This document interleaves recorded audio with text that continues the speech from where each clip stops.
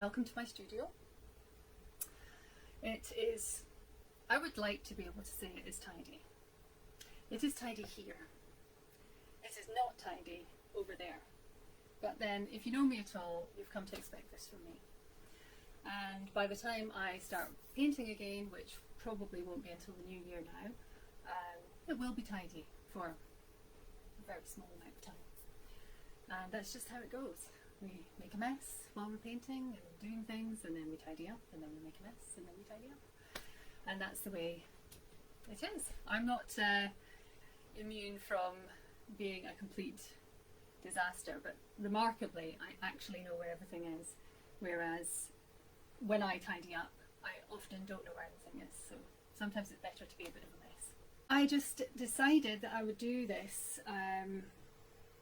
spur of the moment yesterday evening to just connect with people that I haven't seen or heard from for a while, and also just let people who don't know much about me know a bit more about what I do, or where I've come from, what I used to do, and how that's led to where I am now. So I thought I would start with where I started, which is always a good place to start, isn't it, at the beginning. And I've been a painter forever. I painter when I was a child. I drew a lot and I painted a lot, and it was just always going to be the thing that I was going to do. So I used to draw from do you remember the Radio Times? And in the back of that, in the magazine, you would have pictures of wildlife on plates and various other memorabilia, and I would copy the pictures of the animals from there, and that was always what I did. I was always good at copying things and making them look how they're supposed to look. So when I grew up a bit, I did art at school, and at that time it was the sort of thing that you couldn't be an artist as a proper job. So I thought, well, what can I do that incorporates all this creativity that I have, and that actually earns a living and is a proper job? So I studied graphic design, and with a view to being a graphic designer. Spent some time in a graphic design studio and also in illustrators. I used to do black and white line drawings for Nuffield science books, GCSE science books. So if they even exist anymore, because I don't have any copies of them, there will be some drawings that I made in there. And one of the funny things was that when I worked in that studio, very small studio in St Ives in Cambridgeshire, we had to set up pretend experiments in order to take Polaroid photos so that we could use them as reference for these experiments. So there'd be two grown men and myself sitting around a table with school uniforms on around a Bunsen burner and various other things, petri dishes and science stuff, so that we could take a photo, and then one of us would be able to draw from that for these books, which I think is quite a funny memory when I think of it. I've only just remembered that was how we did things then.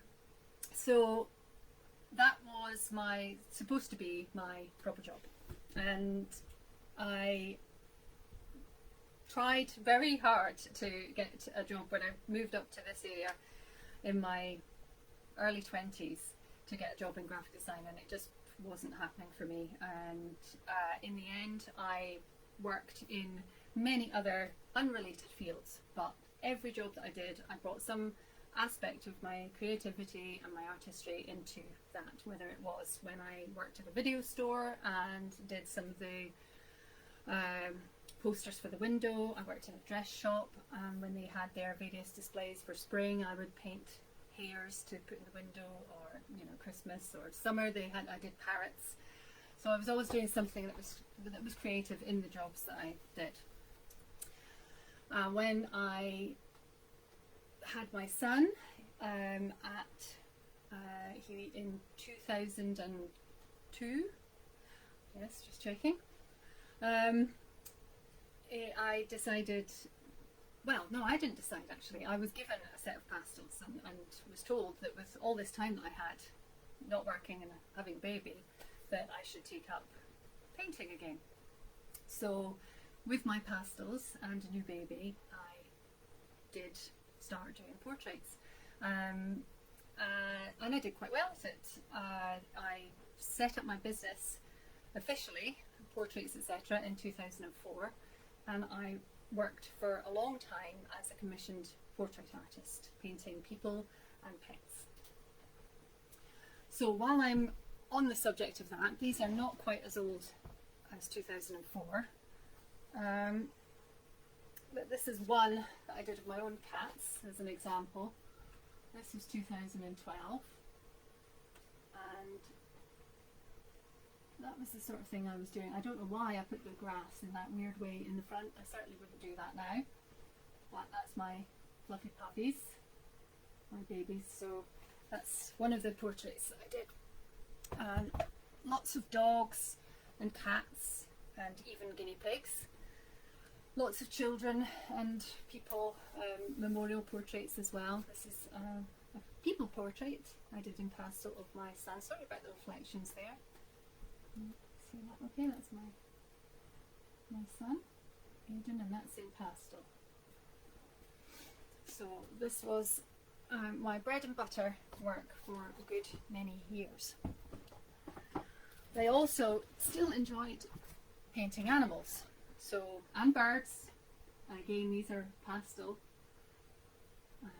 This is pastel on pastel mat.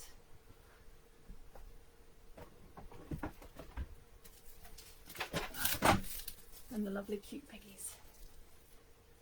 Again, pastel. So I did a lot of pastel work, and I really enjoyed it. I did. It gave me a lot of satisfaction to be able to do these portraits for people, and I enjoyed the medium. It was something that I always found.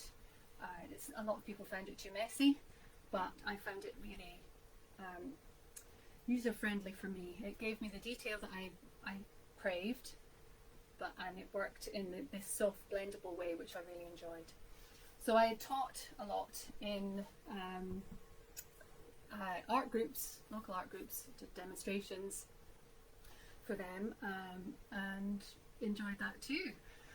I started painting with oils as well around much later.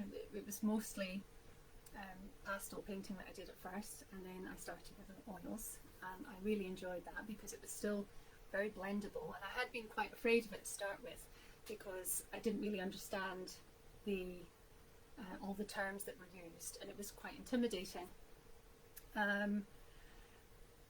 So I thought, oh no, I don't know, and I don't like the smell of terps and all of these things, but eventually actually by attending an art group where an artist friend, Graham Cook, was doing a presentation, a tutoring session for us, and he demystified the whole process and made it, far more accessible, and that was just brilliant. So I got stuck in after that and didn't look back really. I really enjoyed working with oils because you could blend them and get the same.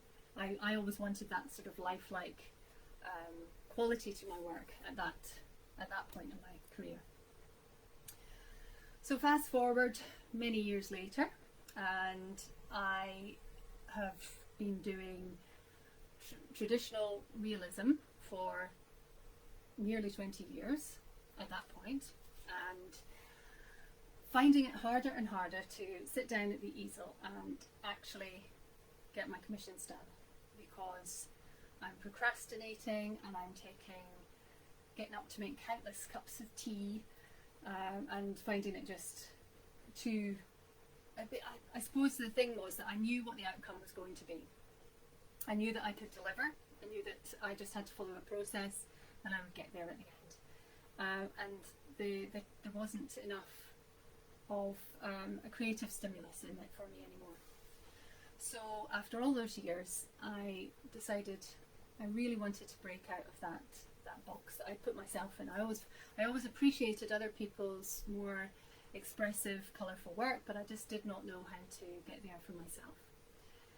It just seemed too much of a leap from, you know, being very detail orientated. So I actually, at the start of when we started having lockdowns, I didn't have any outlets for my work anymore because all the galleries had closed, and I had time on my hands to just play. So that's what I did, and I did a course, an online course with Louise Fletcher, Find Your Joy, which I highly recommend. It was really, it just absolutely blew my world apart, and I found that I just could express myself more, and I would say that there was one very specific painting that did that for me, and I wish now that I hadn't sold it, because it was just such a turning point. I'll tell you what, I'm going to have to take this hat off soon. I have got very warm in here. Okay, so this was the one. And the exercise that we had to do, it was all about loosening up. And the exercise that we had to do was, I worked on quite a big piece of paper, and it was just play with the paint. Put on your favourite music, hence the title. I put on Queen's Don't Stop Me Now, and it couldn't be more apt. So I played with the paint, and really I had no intention of creating anything that was recognisable. But of course, with my brain wired to see wildlife, and everywhere I turn, what I saw in those marks, those fluid swishing marks, was the hair. So I started to bring that out. Just enough detail to bring that out and still maintain all the energetic marks and the bright colours. And that was the piece for me. And I loved it. And if I could do the same exact thing over and over again, I thought that I would be, you know, I love that piece so much that I think, well, if I could just do that every time, it'd be brilliant. But I can't, but that's also brilliant, because if I did it the same thing every time, the same way, then I would lose that challenge and the excitement that I get from not knowing where my painting is going to lead me. And genuinely, I do not know what these things are going to look like in the end. And sometimes they don't stay the way that I think they're finished. I keep going. So I suppose that kind of neatly brings me on to my Out of Chaos pieces.